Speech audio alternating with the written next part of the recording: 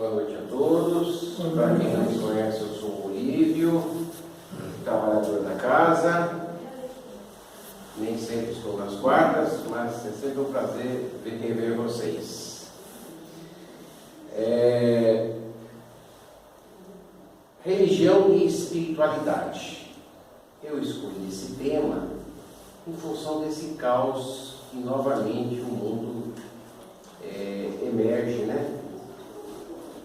Com guerras entre cristãos, muçulmanos e judeus lá no Oriente Médio. Muito preocupante, e sempre a religião está direta ou indiretamente ligada a esses conflitos que nada tem de pacíficos. E aí eu selecionei um texto, vou pedir licença para vocês e paciência para ler o texto, de um grande espírito, que ao longo da leitura vamos ver se vocês adivinham. Quem adivinhar vai ganhar um livro. Porque é difícil adivinhar quem é. E não pode colar no Google, hein, Clarice? Não pode. Bom, começa assim o texto. A religião não é apenas uma, são centenas. A espiritualidade é apenas uma. A religião é para os que dormem. A espiritualidade é para os que estão despertos. Aí estão os símbolos das grandes religiões do mundo, né? Cristianismo, islamismo, judaísmo, budismo, I Ching e tantas outras. A religião é para os que necessitam que alguém lhes diga o que fazer e querem ser guiados. A espiritualidade é para os que prestam atenção à sua voz interior. A religião tem um conjunto de regras dogmáticas. A espiritualidade te convida a raciocinar sobre tudo, a questionar tudo. A religião ameaça e amedronta. A espiritualidade dá-lhe paz interior. A religião fala de pecado e de culpa. A espiritualidade diz-te, aprende com o erro. A religião reprime tudo e te faz falso. A espiritualidade transcende tudo e te faz verdadeiro. A religião não é Deus. A espiritualidade é tudo e, portanto, é Deus. A religião inventa. A espiritualidade descobre. A religião não indaga nem questiona. A espiritualidade questiona tudo. A religião é humana, é uma organização com regras. A espiritualidade é divina, sem regras. A religião é causa de divisões. A espiritualidade é causa de união. A religião busca-o para que acredite. A espiritualidade é você que tem que buscá-la. A religião segue os preceitos de um livro sagrado. A espiritualidade busca o sagrado em todos os livros. A religião alimenta-se do medo. A espiritualidade alimenta-se na confiança e na fé. Fiz aí uma coletânea de livros das grandes religiões, né? Então, de cima para o lado, tem os Vedas, 5.000 anos atrás, o Bhagavad Gita, cerca de 500 anos atrás, né? A mensagem de Krishna, o livro tibetano dos mortos, baseado no budismo, o I Ching da tradição chinesa, do Yin, do Yang, Zoroastro, tem esse livro aí, Zendavesta, foi um profeta do Oriente Médio, na Pérsia, 500 a.C. também aproximadamente, a Torá dos judeus, né, praticada e lida de 1600 a.C. para cá, o Alcorão, que surge aproximadamente 600 depois de Cristo, com o profeta Maomé, e a Bíblia, né, que para os judeus tem um significado e para nós cristãos um outro significado.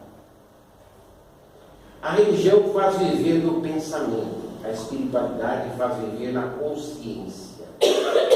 A religião ocupa-se com o que fazer, a espiritualidade ocupa-se com o ser.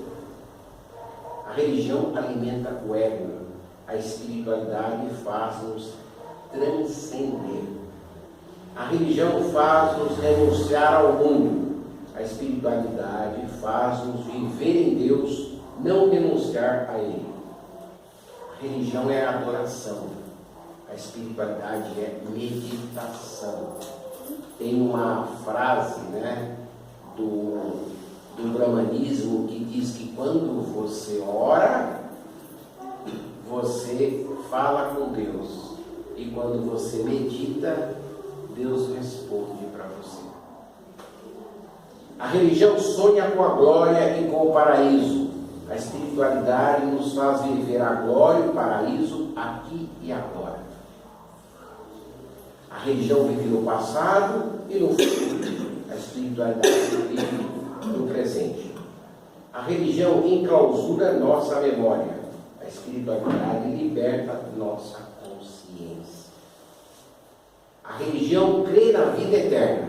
A espiritualidade nos faz conscientes da vida eterna. A religião promete para depois da morte. A espiritualidade é encontrar Deus em nosso interior durante a vida. Bom, fechamos com essa frase. Essa é bem famosa. Não somos seres humanos passando por uma experiência espiritual. Somos seres espirituais passando por uma experiência humana. Essa frase aqui sintetiza a doutrina espírita, e as doutrinas espiritualistas, porque o espiritismo é a essência do espiritualismo, Bom, quem será que escreveu esse texto? Será que foi Emmanuel, André Luiz, foi Kardec, foi o próprio Chico, foi Leon Denis? Alguém quer se aventurar? Então vamos lá, vamos conhecer o cidadão. Pierre Teilhard de Chardin, 1881-1955, foi um padre jesuíta, teólogo, filósofo e paleontólogo francês que tentou construir uma visão integradora entre ciência e teologia. Olha que interessante, um jesuíta falando essas palavras, inclusive fortes, porque como católico tem muita coisa ali que pega pesado com a igreja convencional, E ele, naturalmente, depois que ele escreveu isso, ele foi premiado? Não, ele foi excomungado pelo Vaticano, E foi obrigado a manter voto de silêncio. Mas ele nos traz, ele que viveu aí nos primeiros 50 anos do século XX, ele nos traz uma visão de espiritualidade muito próximo daquilo que a doutrina espírita fala, Uma religião sem dogmas, uma religião sem medo, sem exigências, sem pecados, sem culpas, uma religião de libertação. E essa era a ideia, Porque nós temos tantas religiões no mundo, gente. Temos centenas de religiões no mundo, E as religiões parece que não resolvem os problemas, Porque prometem muita salvação, prometem uma série de coisas que não é o foco de ninguém, muito menos da mensagem do nosso mestre maior, que foi Jesus. Olha que interessante, Então, se Jesus estivesse aqui, com certeza ele assinaria embaixo do termo espiritualidade e não do termo religião, É claro que a palavra religião, na sua essência, significa religação do homem com Deus, e não algo formal, Por isso que a religião é algo interior, A verdadeira religião. E como algo interior, é algo de espiritualidade, porque não tem regras. Nós fazemos as nossas regras. Bem, mas vamos ver, então, eu não preciso ter uma religião? Bom, a gente conhece grandes homens no mundo que não tinham religião. Vou citar um deles, Gandhi. Gandhi, ele era amigo dos muçulmanos, ele era amigo dos cristãos, Ele chega a falar uma frase interessante, mas ele não seguia nenhuma religião. Olha que interessante. É dele uma frase fantástica. Ele fala assim: se todas as religiões acabassem, todos os livros se extinguissem, e mesmo dentro do cristianismo só ficasse a parte do Sermão da Montanha, o que está escrito no Sermão da Montanha é o suficiente para reerguer a moral da humanidade e a ética da humanidade. Olha que legal, né? E não era cristão. Então, a gente rotula muitas vezes as pessoas, né? E se esquece que às vezes as religiões, ao invés de unirem, acabam separando, né? Isso ao longo da quem estuda um pouquinho de história. Mas vamos ver o que o Espírito Emmanuel, através do nosso querido Chico Xavier, nesse livro Palavras de Vida Eterna, fala sobre a religião. Religião pura é o título desse capítulo. Religião, diante das criaturas humanas, pode envolver atitudes diversas, polemizar em torno dos atributos de Deus, aditar interpretações individuais às revelações sublimes, centralizar a mente na exegese, ou seja, nos rituais, consumir a existência em casuísmo, reexaminar princípios veneráveis, embora certas, atender a ritualismo, enriquecer os símbolos, adotar posturas convencionais, cultivar penitências vazias, levantar monumentos de pedra. E quantos, né? Ninguém nega que essas manifestações deixem de ser atestados de religião e religiosidade entre nós, outros, as criaturas encarnadas e desencarnadas na Terra. Ninguém recusa o valor relativo que apresentem para determinadas pessoas em certos estágios de evolução.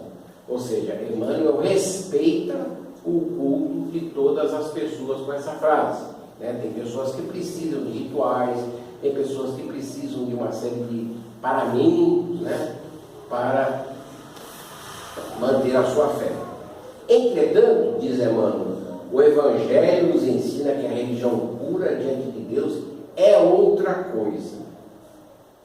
Tiago, o apóstolo, traça a definição correta afirmando: a religião pura e imaculada para com Deus, o Pai, é esta: visitar os órfãos e as viúvas nas suas tribulações e guardar-se da corrupção do mundo. Está lá no Novo Testamento, nas Epístolas de Tiago, capítulo 1, versículo 27. Muito pouco estudado, né, o Novo Testamento. Nós espíritas estudamos bastante o Evangelho segundo o Espiritismo, claro, isso é a base, mas a gente também, às vezes, a gente não consegue adentrar para os demais livros do Novo Testamento, entre eles os Atos dos Apóstolos. Bom, e Emmanuel finaliza: em suma, a religião irrepreensível da alma perante a divina providência, segundo nos confirma a doutrina espírita em seus postulados, repousa acima de tudo no serviço ao próximo e no caráter ilibado, ou melhor, na caridade incessante e na tranquilidade da consciência. Olhem a profundidade e a simplicidade com que Emmanuel define a religião pura. Ou seja, a religião pura não está nos templos, a religião pura não está nos monumentos, nas figuras. A religião pura está no amor ao próximo. E por isso que isso tem muito mais a ver com espiritualidade do que com as religiões formais que nós assistimos hoje. Lembrando Kardec, fora da caridade não há salvação. Eu acho que Kardec foi muito sábio ao colocar essa frase, no capítulo do Evangelho segundo o Espiritismo, porque na época havia um dogma do século XIX: fora da igreja não há salvação, que perdurou até pouco tempo, né? Eu acho que hoje não vale mais. Acho que hoje, com esses últimos papas que vieram aí, eles não persistem mais nessa linha de pensamento. Mas Kardec, então, parodiando aí o fora da igreja não há salvação, ele usa fora da caridade não há salvação, e esse capítulo, né, vai avançando. Diversos pensadores falam sobre, diversos espíritos superiores falam sobre dando a sua visão sobre isso, né? Principalmente Paulo, né? Quando fala que mesmo que ele falasse a língua dos homens e dos anjos, ou seja, que ele tivesse a mediunidade dele de xenoglosia, né? De falar idiomas estranhos, mesmo que ele tivesse todo o poder e toda a influência, se ele não tivesse, se ele não praticasse a caridade, né, ou o amor, né, como algumas traduções falam, ele nada seria. Bem, Kardec, se viesse hoje, ou se ele fosse atualizar, né, ou fazer algum comentário na obra que ele deixou, eu acho que ele colocaria assim: fora da caridade não há libertação. Porque a salvação que Kardec quis falar, que era muito usada naquela época dele, para nós hoje significa libertação. Porque nós não precisamos ser salvos de nada. Porque nós não temos pecado para ser salvo, né? Nós somos seres vivos. Deus nos fez como seres imperfeitos, como seres ignorantes ainda no início da nossa formação, ainda somos ignorantes, mas Deus nos fez livres, nos deu livre-arbítrio, nos deu liberdade, né? Então hoje a palavra salvação é salvação da onde? Né? Ainda nessas igrejas cristãs, né? Tradicionais, né? E quando eu falo em igrejas cristãs tradicionais, eu falo em 99% da população cristã do mundo, né? E aí eu posso até pegar uma carona com o islamismo também, que se você somar islamismo e cristianismo, deve dar aí mais de 50% da população mundial. E salvação para eles é livrar do inferno, do fogo, das labaredas do inferno. E Kardec não foi com essa intenção que Kardec usou isso, né? É a salvação interior, ou seja, a libertação da alma, ou, pegando um gancho lá no budismo, né, a libertação do ciclo das encarnações dolorosas, né? Muitas delas aqui na Terra. Ou seja, quando a gente pratica a caridade, a gente sobe os degraus evolutivos e vai para planos de felicidade, onde não há mais provas e expiações, como temos aqui na Terra, e como presenciamos ao ligar a televisão, né? Mesmo que a nossa casa esteja tranquila, esteja em paz, tudo certinho, mas é só você acessar a internet, qualquer mídia, e você vai ver o caos que está a humanidade. Interessante isso, gente, porque eu costumo sempre comentar, principalmente no grupo de estudos da terça-feira, que nós somos cristãos, somos espíritas, somos cristãos, porque o espiritismo se baseia na moral do Cristo, né? Mas nós não praticamos o cristianismo. Olha que coisa. Nós ainda praticamos a lei mosaica, olho por olho, dente por dente. Porque a mensagem de Jesus, o que Jesus nos propõe, é muito revolucionário, e nós não temos estrutura moral para praticar aqui na Terra. A mensagem de Jesus, né? Poucos praticaram essa mensagem. Vamos lá, conta nos dedos, ó. Francisco de Assis, Chico Xavier, Gandhi, Madre Teresa, Irmã Dulce, Albert Schweitzer, Luther King. Olha, eu não cheguei a 10, né? Poucos homens deram exemplo de amor, né? De seguir os passos do de não violência, de dedicação extrema ao próximo.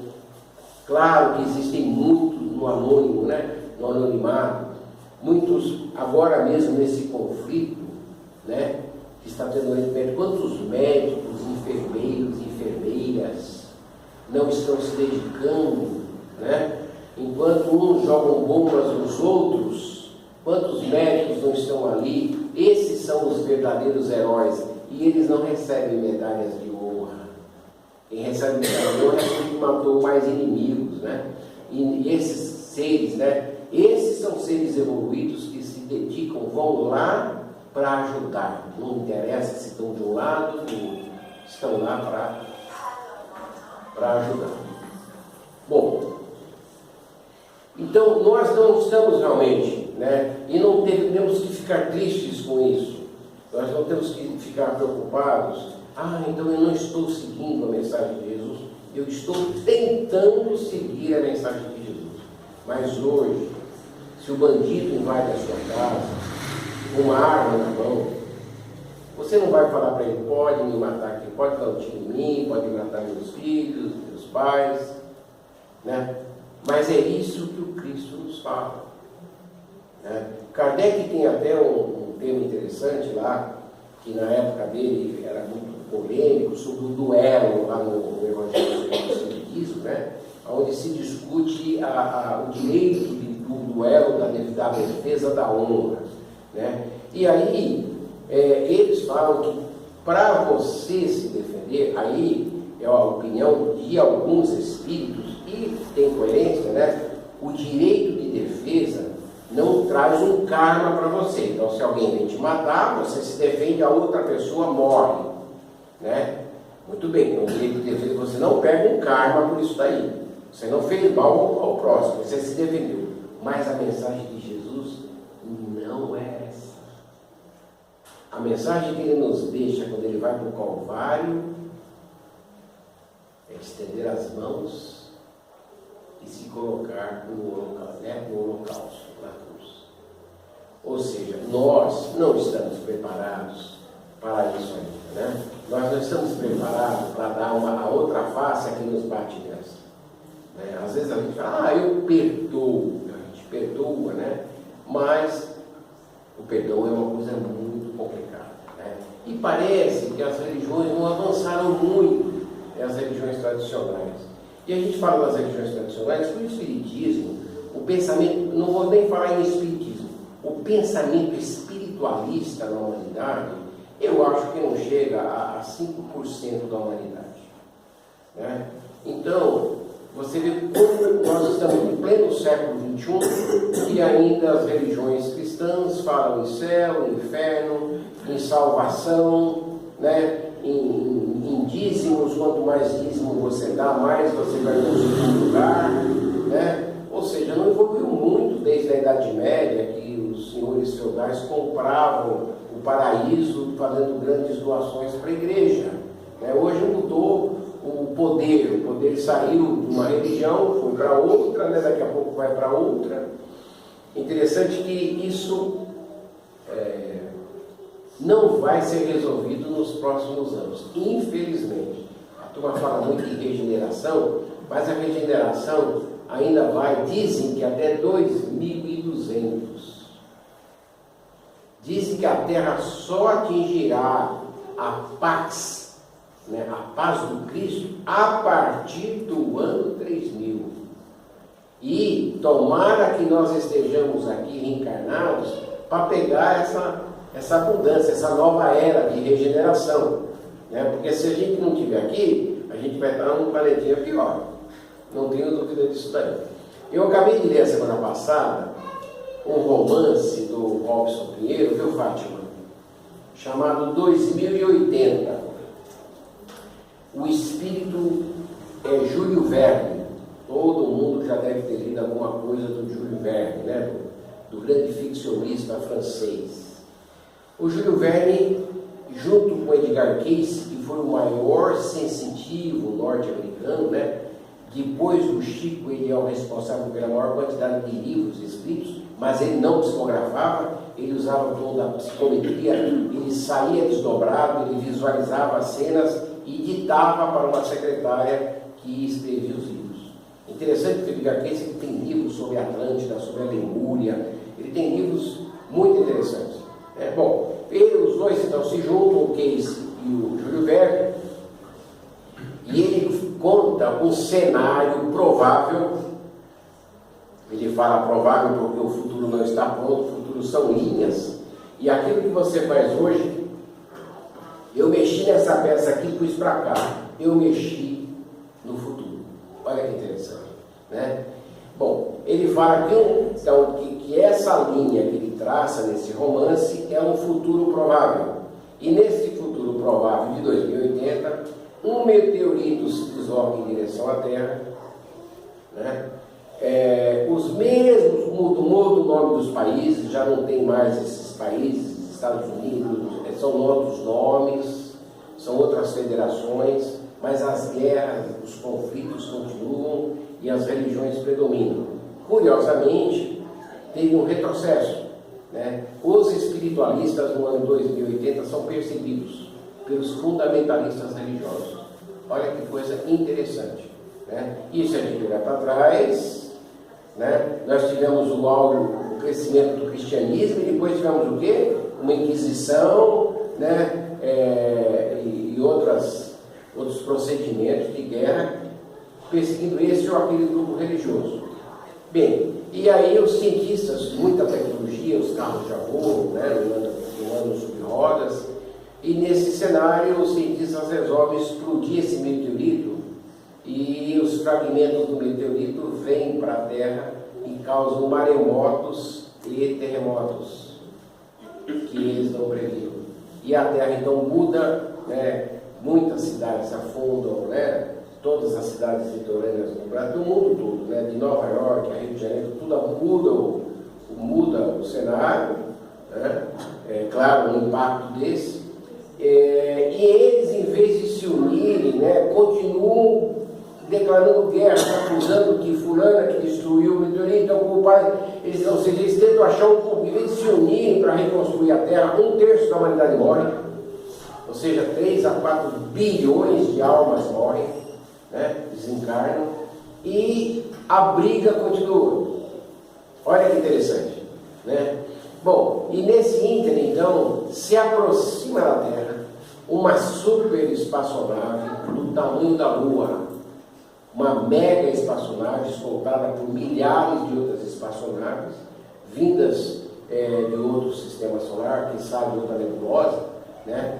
E eles então interferem, né? A humanidade já estava tendo contato com extraterrestres, né? Mas contatos assim, a menos, né? Mas de repente chega algo monstruoso como esse, né? Ela não consegue chegar à Terra, claro, é muito grande, ela para ao lado da Lua e manda espaçonaves muito grandes, também menores, e essa espaçonave faz uma varredura ao redor do nosso planeta e neutraliza todas as bombas nucleares, todos os artefatos nucleares, inclusive na área de medicina, de usina nuclear, ou seja, eles dão um apagão geral e toda a base de energia de 2080 é nuclear. Então vira um caos.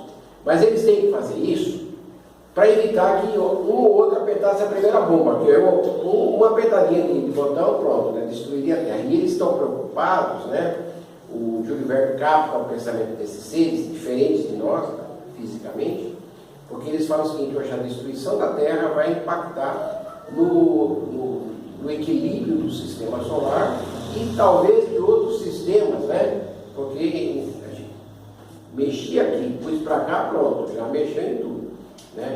E aí então ele termina o livro, né, falando, repetindo que é um futuro provável, que tudo depende daquilo que a gente fizer agora em prol da paz, porque nós podemos encontrar também uma terra muito melhor, né, com os povos se unindo. Tomara que esse cenário que ele acessou, né, realmente não aconteça. A maioria de nós não estará lá não estará aqui em 2080, provavelmente vai estar desencarnado, ou quem sabe até reencarnado, né? Mas é importante a gente ver, né, o quanto que as religiões não ajudam nesse momento. Olha que interessante, né? Por quê? Porque as religiões criaram uma ideia falsa de Deus. A religião, como fala ali o Teilhard de Chardin, né, esse filósofo, a religião deveria nos despertar a espiritualidade, deveria nos despertar a nossa ligação com o Criador e, como fala Emmanuel ou Kardec, a caridade, o amor ao próximo. A caridade não é a esmola depositada numa roupa, né? A caridade é muito mais do que isso. A caridade é todo o sentimento que nós temos em relação ao próximo, a nós mesmos, à natureza que nos envolve, né?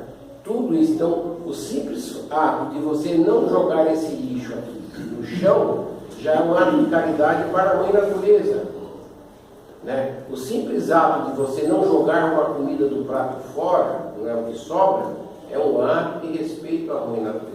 Então, tudo, o simples fato de você buscar ser minimalista, né? Não ter em excesso, porque o grande problema da humanidade é esse, né? A humanidade passa fome e miséria, porque muitos têm excesso e outros não têm nada.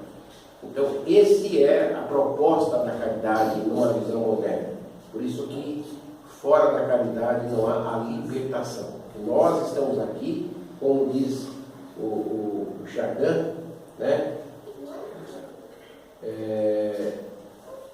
Não somos seres humanos passando por uma experiência espiritual. Somos seres espirituais passando por uma experiência humana. Eu recomendo para vocês esses 3 livros aqui que falam um pouco sobre religiões. O Depois da Morte, do grande Leon Denis, segundo nome do Espiritismo, né? Leon Denis conheceu Kardec quando tinha 16 anos de idade, em Lyon, na França, e foi um autodidata, um grande médium, e deu sequência ao movimento espírita na Europa até depois da Primeira Guerra Mundial, quando realmente não havia espaço para nenhum tipo de espiritualidade num continente que se tornou tão bélico. Bem, então Leon Denis ele faz um apanhado das grandes religiões, começando pelas religiões do Oriente, né, e mostrando o que tem que a essência dessas grandes religiões está no Espiritismo. A reencarnação do Brahmanismo, do Budismo, de Krishna, do I Ching, que essas, né, de Lao Tse, de Mêncio, de Confúcio, o livre-arbítrio de Zaratustra ou Zoroastro. Zoroastro fala no Zen de Avesta em livre-arbítrio, mais ou menos no ano 500 a.C. Olha que interessante, né? A comunicabilidade com os espíritos dos egípcios, dos druidas, né? da Gália, da antiga França, dos próprios gregos, das pitonisas do templo de Delfos, né? As comunicações mediúnicas, e do próprio judaísmo, né? Os grandes profetas que foram a voz dos bons e dos grandes espíritos. Depois temos aí o Pedro Granja, muito amigo do Monteiro Lobato, até o prefácio do livro é dele, Afinal Quem Somos, que também faz um apanhado das grandes religiões do mundo. E finalmente desse grande espírita, muito pouco conhecido, né, um carioca, chamado Carlos Embaçaí, que também foi ligado ao movimento espírita do Rio de Janeiro, já desencarnou. Ele também faz um apanhado de todas essas religiões que passaram pela humanidade, mostrando que todas têm uma essência, né? Que o objetivo final dessas religiões é nos ligar a Deus, né? E só que os homens acabam colocando tantos obstáculos no caminho que a gente acaba perdendo o foco. Então, claro que nós podemos ter uma religião, e hoje, né, apesar de Kardec não gostar disso, nós dizemos que o Espiritismo é uma religião, Porque para Kardec, o Espiritismo não era uma religião, né? Ele sempre frisa isso em várias obras. Mas nós transformamos o Espiritismo, principalmente aqui no Brasil, numa religião convencional, um templo onde a gente ora, né? E não tem nada de errado nisso, né? Desde que nós nos lembremos de que nós não somos melhores do que ninguém. O fato de sermos espíritas não nos credencia, não nos dá nenhum crachá de que nós somos melhor do que qualquer pessoa de qualquer outra religião. Dá para nós mais responsabilidade, porque a partir do momento que nós conhecemos mais, nós temos muito mais obrigação de entender as limitações de crenças cegas e dogmáticas que ainda imperam na humanidade. Então, o Espiritismo, ele não é a religião do futuro, nos fala Emmanuel. Olha que interessante. Será o futuro das religiões. Por quê? Porque mais dia, menos dia, as outras religiões cristãs adotarão a reencarnação, adotarão a lei de causa e efeito, adotarão a comunicabilidade com os espíritos e demais preceitos e postulados que nós já praticamos hoje dentro da doutrina espírita, né? Porém, tudo a seu tempo. A humanidade ainda é uma criança, ela ainda está...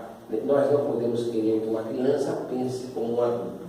E, infelizmente, quando a gente olha a humanidade de hoje, a gente se assusta com o que a gente vê, né? Porém, nós não vamos mudar a humanidade.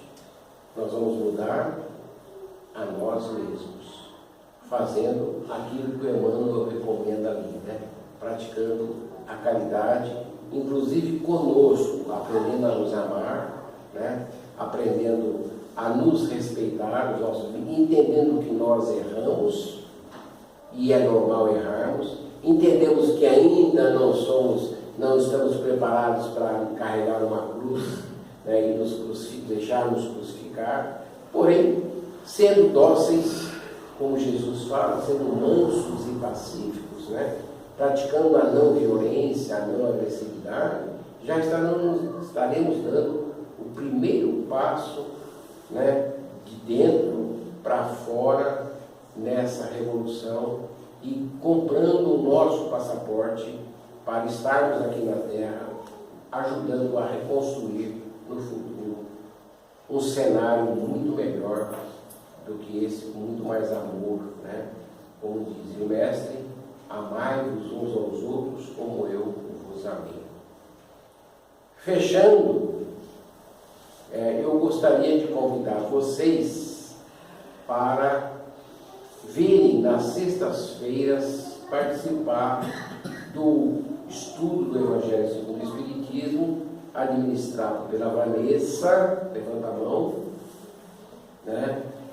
Participar do estudo às 7h30, das 7h30 às 8h30. Às 8h30, do Evangelho segundo o Espiritismo, um ambiente informal, né, um ambiente fraterno, para refletir, para meditar, porque o estudo do Evangelho não é uma oração, né? O estudo do Evangelho é uma meditação, né, para interiorizarmos aquilo que temos que fazer. O reflexo condicionado nas coisas boas nos leva às práticas boas. E as práticas boas nos levam à libertação. Muita paz, uma excelente noite para todos vocês.